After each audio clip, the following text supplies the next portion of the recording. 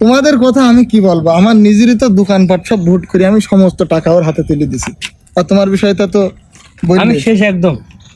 আর তোমার কি করিস কি? আমার ইউরোপে যাওয়ার নাম করি আমার লিবিয়ায় পাঠাইছে ভাই, আমি 3 মাস জেল কেটে আমার অবস্থাটা দেখেন ভাই, আমার আগের ছবি দেখেন ভাই, আর আমার এখন অবস্থা দেখি দেখেন ওর অবস্থা খারাপ করে ফেলে দেখেন ভাই।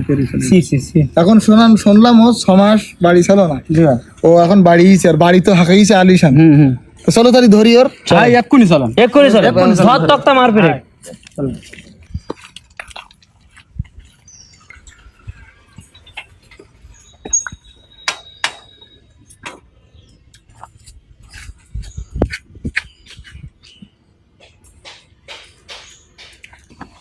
এই তো ওই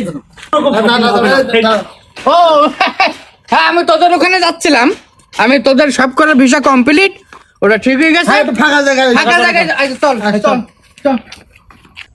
ওরে কানিস নে, আমি আজকে একটা ব্যবস্থা করি, তারপর ভিসা চলে আইছে, ভিসা? তোর ভিসাও চলে আইছে। তাই না? আবার ফোন দিলে কিটা? হ্যাঁ জি ভাই, হ্যাঁ আপনার ওটা হয়ে গেছে, আপনার ছেলে পাঠাই দিছি তো। হ্যাঁ কি ডায়লগ ভাই দেখেছেন? চিন্তা হ্যাঁ করবেন। কাজ ঠিক আছে, ঠিক আছে রাখেন না কেন?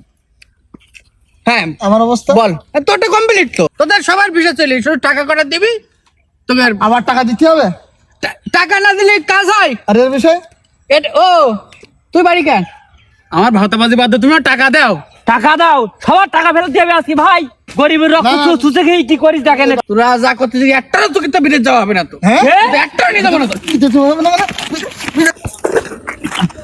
আমি বললাম তো, আমি যে আমি ওটা পড়েছে চিন্তা হচ্ছে আমি সত্যি কথা বলিস একদম। সত্য কথা বলবে একদম। না মানে ভাই হয়েছে কি ভাই, আমি তোদের তো ভিসা কমপ্লিট না না মানে কমপ্লিট বলতে কি, এই যে কটা ভিসা পাসপোর্ট এগুলো সব মনে কর যে ভুয়া, এর ডেট এক্সপায়ার।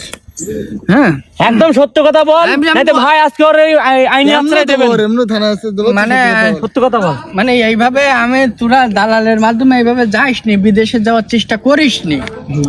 হ্যাঁ এটাই মূল কথা। মূল কথা, সরকারি ভাবে গেলে জিনিসটা ভালো হবে, তবে আমরা 2-1টা তুলতে পারি, কিন্তু বেশিরভাগ সময়ই সমস্যা হয়ে যায়। মানুষের কাছে টাকা নিয়ে ভাওতাবাজি। হ্যাঁ দর্শক কথাটা বুঝলেন, এই যে দালাল মারফত আপনারা কেউ বিদেশ যাবেন না।